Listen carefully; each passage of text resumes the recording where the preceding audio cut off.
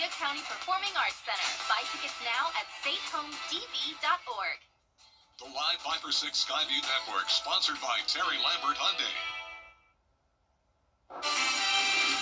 Now on Channel 6 at 6, several Augusta parks in danger of closing. Why one group is fighting to keep some of them open, as Your News at 6 starts now. Live from Television Park, this is WJBF News Channel 6 at 6. Good evening, everyone. I'm Jenny Montgomery. I'm Brad Means. We do thank you for joining us. Coverage you can count on begins with 9 Augusta City parks that are the most neglected. Now leaders are debating the future of the most underused parks in town. But at one of those parks, there's an effort to keep it operating. George Escala has the story. On what parks are near the parks that are suggested. Consultants looked at all 51 city parks and came up with the bottom 9 that they say should be considered for other uses. It's always a hard decision when you're talking about parks, when you're talking about, points of recreation that the community has leveraged, in many regards. The consultants saying to upgrade and maintain the lowest scoring parks would be a $468,000 cost, putting parks like Barrett and Big Oak on a potential chopping block.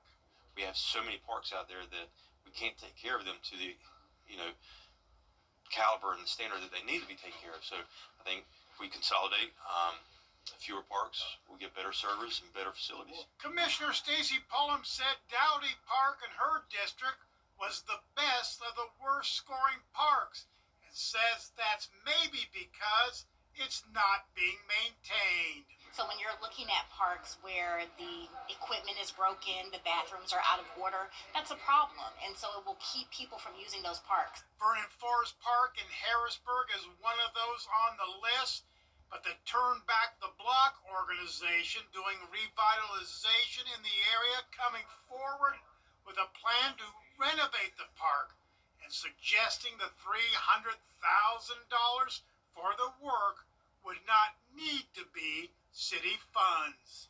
It's certainly our goal to avoid that. What we want to do is seek grants and funding through private sources as well. But there are other park city leaders want to get away from. Consultants say next month they will provide the assessed value of each park if commissioners approve putting them up for sale. In Augusta, George Escala, WJBF, News Channel 6. It's time now for a check of the weather. Our meteorologist Avery Gray standing in for Jenna with that. Yes, it was 62 degrees today, or it was very warm. 22 was our overnight low on that cooler side. Definitely chilly as you headed out the door for this past morning. Thankfully not as cold of a night tonight as we have overnight low temperatures tonight near average. Our Terry Lambert Hyundai Skyview Cam showing a very nice view of what's left of that sunshine there across the Augusta Marriott. Our winds coming in from the west-southwest around 12 miles per hour. It allowed us to see that warmer side today as temperatures now falling to 51 there in Augusta. We were standing strong at 60 for quite a while, but as that sun sets, we have gotten considerably cooler across our viewing area, even to 47 down there in Sylvania. Cooler temperatures sticking around as we have some rainfall tomorrow for 56 for that high, 40% chance for rain, and then cold front moves through Wednesday night. 46 is our high on Thursday. I'll have more information about that and a future cast coming up soon. Back to you guys. Avery, thanks. A suspect in jail tonight in the murder of a Helms College student in Augusta. He's 32-year-old Justin Johnson. He got arrested yesterday for the murder of Martin Gordon. Gordon, you may remember, was found stabbed in the parking lot of Helms College on Washington Road back in October. This arrest coming after deputies met with somebody who provided information on the case. A former South Carolina lawmaker will be sentenced on child pornography charges tomorrow. Former state representative. 2 inmates injured after an incident at the Hancock State Prison in Sparta, Georgia. The sheriff's office there says it responded to the prison after they got reports of a fight among inmates. And then Georgia State Patrol, the Washington County Sheriff's Office, and Milledgeville PD responded. The identities of the inmates have not been released. A North Augusta pond that has been a local fishing spot for decades is now off limits. Anglers say a city ban is taking away more than just their pastime. North Augusta City Council voting last month to ban fishing and boating at Brick Pond Park's West Pond. The city says they're doing that to protect a federally designated wetland and its ecosystem. So, no fishing there, and anybody who wants to go fishing is being directed to smaller ponds or the river. So, that's their alternatives to taking away a 16-acre pond that has public access, ADA access, and the other ponds are not maintained at all. They don't send grounds crews around there to weed eat around them. They don't send their mud pits, their water runoff ponds. So far, city leaders haven't signaled any possible changes here, and there is an online effort to get them to reconsider and let folks fish there. Game wardens are getting a boost in resources to make communities safer. It's thanks to a partnership between the Georgia Department of Natural Resources and Georgia Power. Graham Lee is here now with more. The DNR and Georgia Power have teamed up to equip game wardens across the state with AEDs to help in their first response mission. Now, AEDs are automated external defibrillators, and they're medical devices that are used when someone is experiencing cardiac arrest. The state has now invested more than $400,000 to supply AEDs to game wardens in the law enforcement division for their trucks and boats. Game wardens we talked to say the investment will be a major help as they're patrolling on land and water and can save valuable time in case of an emergency. We're out here on a body of water today, 72,000 acres.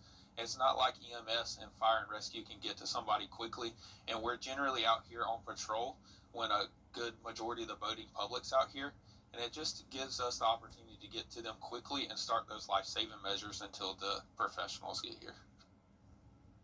So 218 AEDs have already been distributed to game wardens across the state. DNR is continuing to work with Georgia Power to supply them with more resources to make life easier and safer for the public. Brett? Graham, thanks. There is a renewed push to expand health care access in Georgia this legislative session. Enhanced premium tax credits expired last year. That was part of the Affordable Care Act. And now some want lawmakers to boost health care funding. The state could invest more money into that and revamp it a little bit, which will have a little bit of an impact. And on a larger scale, the state could decide to invest money directly, essentially in its own subsidies, to bring down the cost of health insurance for Georgians enrolled in Georgia Access. So there's a few different ways the state could go about it, but there's other states with state-based marketplaces that have done the same thing. Supporters say the extra money would help rural hospitals and possibly expand Medicaid. A local church is working to restore one of its stained glass windows. Reed Memorial Presbyterian Church has enlisted the help of the National Stained Glass Consulting Group because the jewels in the window need a restoration. This week, they're working to remove the 22-foot stained glass window titled Redemption. The window is removed piece by piece like a puzzle. Stained glass was designed to tell a story in light. And, you know, it's truly amazing to look at these windows. They're so gorgeous, so much detail, so much love and thought went into them. There's a track on each side that we can slide it up and down. I got it. And that's how a panel comes out. Once the window is removed, it will be shipped off to Minnesota. The repair process will take a year to 18 months. The Salvation Army of Augusta teaming up with the Richmond County School District for a community-wide winter clothing drive. Students, families, and school staff all collecting winter items, including coats, jackets, hats, and scarves, you name it, blankets, also welcome. Anybody can donate at any Salvation Army location, and plenty of people out there do need this help. So we give out free clothing to anyone in the community, not just our clients who are staying at the Center of Hope. Literally anyone who needs clothing can come here and receive a clothing voucher. They can use it in this store that is at the Center of Hope or any of our thrift stores. The winter clothing drive continues until early next month. Coming up, banning transgender athletes from school sports. Both sides of this issue speaking out. We'll hear from them next. News Nation tonight. Two big guests. New year, new look. For a home you'll love. At Queen City Home Store, we have everything you need for every room in your home. New appliances for better cooking. New furniture that fits your style. New electronics for entertaining. New mattresses for comfort all night long. From small upgrades to full makeovers, create the new look that brings out the new you in a home you'll love all year long. Find your style at a Queen City home store near you or at queencityonline.com. Charleston, Atlanta, Savannah, and even Orlando. These are just a few of the cities that law firms have come from to advertise in the CSRA. When it comes to choosing a lawyer after an accident, local experience matters. Don't you want a law firm that has deep roots here? Well, that's my firm. I'm Austin Jackson. I've been helping accident victims in Augusta, Aiken, and the entire CSRA for over 10 years. And I'm ready to help you right now. Call Austin Jackson, the Augusta guy. 706-724-7224. Turn your porch or patio into the best. Low. Meteorologist Avery Gray back with us now. It is going to be cold, y'all. We have a cold front coming through. That's bringing us some rain on Wednesday night. I'll have that futurecast coming up right after the break. I'm John Morgan. For comfort, castlebros.com. The CSRA's favorite news app is now even better with easier access to local news, weather, and live streaming video. Download the News Channel 6 mobile app. Now, your most accurate forecast with WJBF Live 5/6. Welcome back. Temperatures across the CSRA in the low to mid 50s across our viewing area. 60 degrees there in Louisville. We're at 51 in Augusta. High pressure has been dominating, but we are starting to see some more cloud cover build into our area, which is where I take you on our Terry Lambert Hyundai Skyview Cam to Thompson, Georgia, where some clouds are making for a beautiful sunset there. Winds coming in from the south-southwest at 6 miles per hour. Winds only expected to increase this week to 25 miles per hour on Thursday, as we're tracking a cold front, which is bringing rain chances on Wednesday of 40%. And then again, once this weekend, futurecast showing that rain coming in around 5 o'clock in the evening, then staying until about 3 o'clock in the morning. After 3, we'll see a much windier Thursday, but we're also going to see a much cooler Thursday as well. That cold temperature is going to affect us, but before that, here's a look a little bit closer to home. Seeing some pockets of heavier downpours there at 6:30. Same with 9 o'clock. Then we're starting to see only light showers lingering towards our southeastern counties there, clearing up by 3. And then a much cooler day expected on Thursday, and especially Thursday night, as we're dropping down to 20 degrees Thursday night into Friday morning. And so that's going to be extremely cold. We're also going to see some cooler temperatures for our highs as well, as temperatures 56 on Wednesday, dropping down to 56 on Thursday. Brief warm up Saturday, but 45 come Sunday. Again, that's because of Arctic air. Now, this Arctic air could bring the chance for winter precipitation, but all of that has to do with the dew points. GFS model right now shows a 19-degree dew point in Augusta. Not going to be likely for that precipitation there.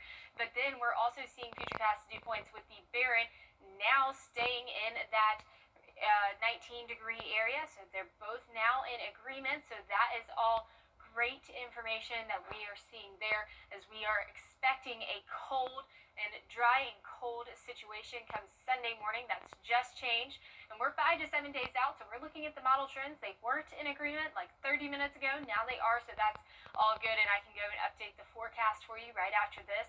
And 6 to 10 days out in advance, we are looking at below normal temperatures continuing across our region. Overnight lows tonight, 36 degrees. Highs tomorrow, 56.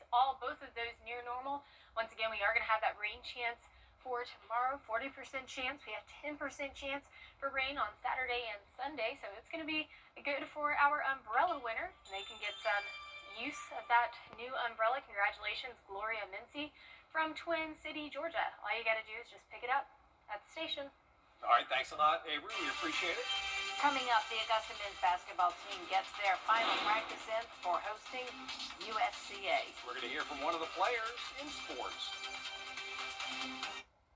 Your most watched local news is getting a big plus. WJBF 6 Plus. The CSRA's trusted news source, now on demand. WJBF 6 Plus is ready when you are. Download it free today on your favorite streaming device. At Bojangles, we believe stepbound.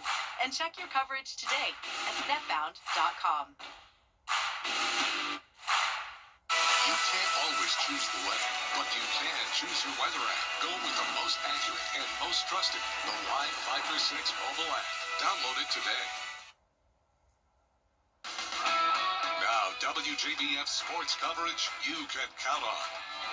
The Augusta men's basketball team gearing up to host crosstown rival the USC Aiken Pacers tomorrow night in a Peach Belt Conference matchup. Now, the Jags held their last full day of practice at Christenberry Fieldhouse before they take the court against the Pacers. Augusta holds a 54-33 lead in the overall series, but the Pacers swept the Jags last season. Both teams this year off to a slower start in conference play with just 5 wins combined between the two programs. So this matchup will serve as a strong evaluation on where the team is at now and what they can do to improve upon moving forward. We started the season off a little slow, but each game you can see the progress that we're making. Each practice you can see the progress that we're making. And as a team, we're starting to click and kind of understand what it takes. Down to basketball is probably going to be the most important thing. Getting back in transition. This would be a huge win for us. Coming off a tough loss from Lander, and I think it would be a great way to kickstart what we're about to do. The tip-off's up for 7:30 p.m. tomorrow night. We'll have full coverage of that game as well. Well, this past weekend, the Atlanta Falcons took their first step in the rebuilding process by hiring Matt Ryan as the president of football operations. Now, Ryan was formally introduced today at his press conference. He spent 15 seasons as the Falcons quarterback. The 4-time Pro Bowler knows exactly what it takes to win in Atlanta. He made 5 playoff appearances, also took the Falcons to a Super Bowl. He will now lead the search for the open head coach and general manager roles, as both Raheem Morris and Terry Fontenot were fired after an 8-9 season. I know there are certain things from my perspective as a player that you look for. Character, being one of those. I think emotional stability. It's hard. It's a really difficult job to do, and there's lots of highs and lows, and some of the best guys that I was around in those positions were very stable emotionally. Now you just heard Matt Ryan there on just some characteristics that he's looking for in a new head coach. Now, while the head coach and GM positions, they're not solidified just yet, they have already started that interview process. One notable name in the mix for the head coaching job is John Harbaugh. He was released after missing the playoffs this year. He made the postseason in 12 of the 8 seasons as the Baltimore Ravens head coach, including that 2012 Super Bowl win. Some other couple of notable head coaches, Mike McDaniel and Kevin Stefanski as well. You didn't say Kirby Smart. No, I did not. Some vicious internet rumor. All right, thanks a lot, Gianna. We'll be right back. Kroger always gives you more ways to save, like look. I've spent a lifetime in a game built on precision and trust. And when my father needed a solution for his aging roof, he trusted Roof Savers. Their patent-pending Renew It 17 technology, improved flexibility, locked-in protective granules, and amazingly gave an additional 17 years back to his roof with just one application, without the cost and headache of a full replacement. It comes with a 17-year transferable warranty. The cost of a roof replacement is just too expensive, but homeowners across America have been saving thousands with a smarter option, thanks to Roof Savers and their patent-pending Renew It 17 roof preservation technology. Instead of spending tens of thousands on a full roof replacement, Renew It 17 will extend the life of your roof by 17 years with a single application. Listen to our national spokesperson, Larry Mize, who captured one of golf's most prestigious major titles. Renew It 17 is engineered with micro-craze VR, rock lock polymer protection, and UV shielding technology, the most advanced roof preservation system available today. My old roof, it had black streaks all over it and algae. It just made the house look like it was about ready to fall down. It looks like a brand new roof. I could not be more happy than I am right now. And that's why I'm proud to stand with a champion like Roof Savers. They saved my father's roof. Why not let them save your roof too? America's #1 choice for roof preservation is Roof Savers. Save your roof, save your money.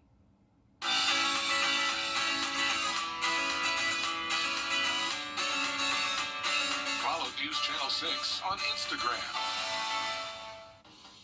This week at Grow for Everyone.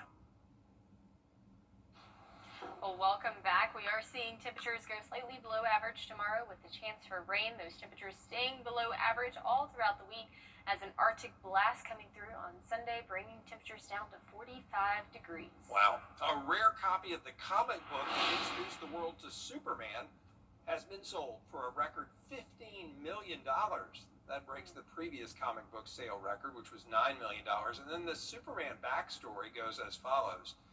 It was 2000 when the book grabbed the public's attention after somebody stole it from its owner back then, Nicolas Cage. It was recovered 11 years later. Mr. Cage sold it for $2.2 million, but fast forward to today, $15 million. Gee. For a comic book. That's a bit out of my price range. Yeah, but it did give us Superman, and you can't put a price on that. What an icon. Yeah. A true hero to our nation.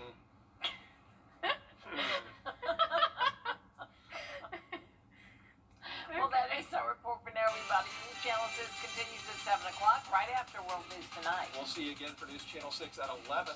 Have a great night.